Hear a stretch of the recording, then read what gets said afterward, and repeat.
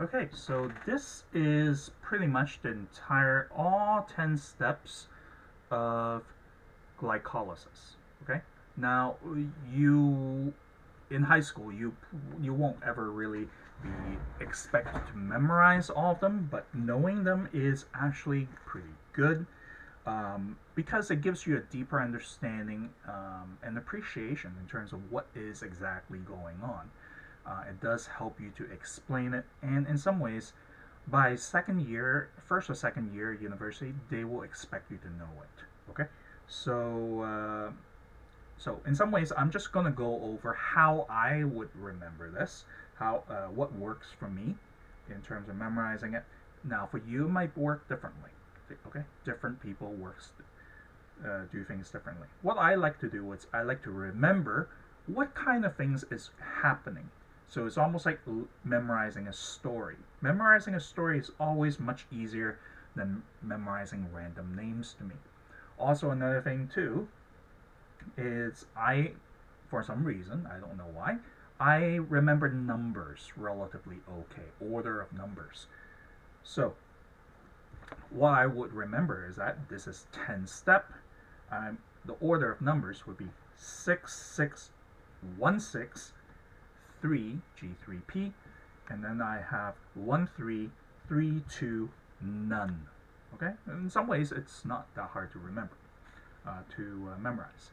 So let's, and also in some ways, what happening is I remember the first half of it is just I'm adding phosphate. It's going to make it unstable, and then it will split into two molecules, three carbon molecules, and then afterwards I'm just gaining phosphates, and then rearranging it. Okay, so how that works. So let's start with glucose.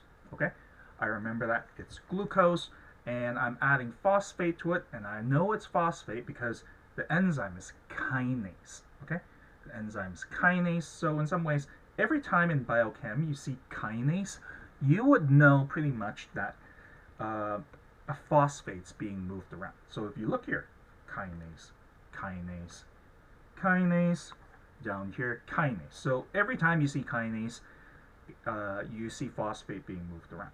So hexokinase, this is a hexagon, so hexokinase, first time. So now I have glucose 6 phosphate. Now between here to here, I'm just changing that glucose from sugar from glucose to a fructose. Nothing else to it. So in some ways, my next enzyme will be phosphoglucomutase. Glucose sugar, mutase is like mutation, changing shapes. Okay, mutase. Now I have fructose 6 phosphate. Now I'm gonna add one more phosphate in there, so it will be adding a phosphate in there, which is happens to be adding onto a fructose, so it's phosphofructokinase. Okay, now I have 1,6 fructose 1,6 bisphosphate. Bisphosphate.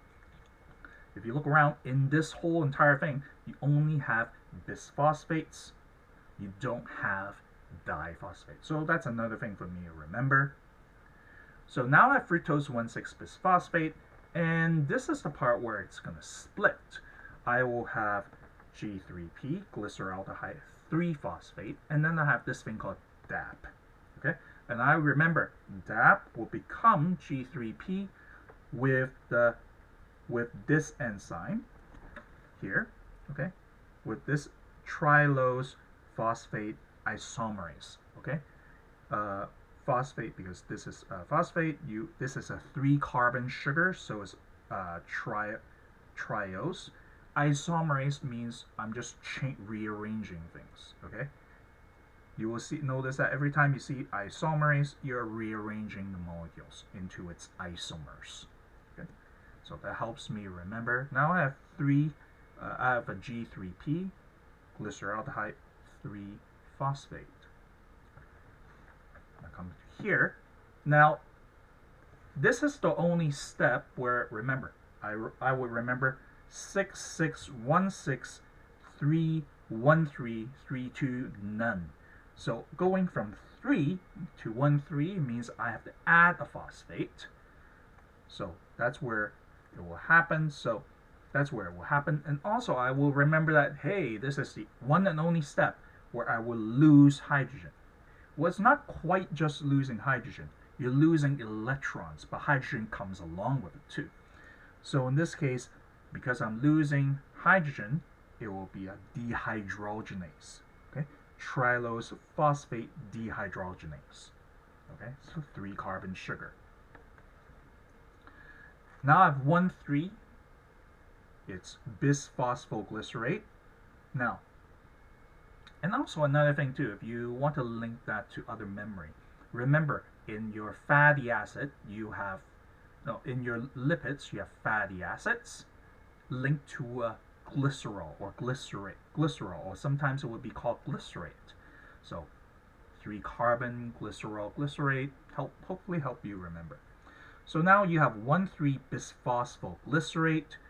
Now going from 1,3 to 3, that means I have to lose phosphate. So in this case, this is one that's another kinase, phosphoglycerate kinase. Now I have a 3,3-phosphoglycerate.